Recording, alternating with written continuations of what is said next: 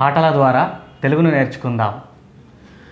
నిజంగా ఒక్కటే నిజం, రహస్యం తెలిసెని క్షణం, ప్రపంచం పరమ వికృతం ముసుగు తీసి చూస్తే, అసత్యం సహజ సుందరం, అనంతం దాని వైభవం, అబద్ధం కరిగిపోయేనా బ్రతుకు సాగదంతే.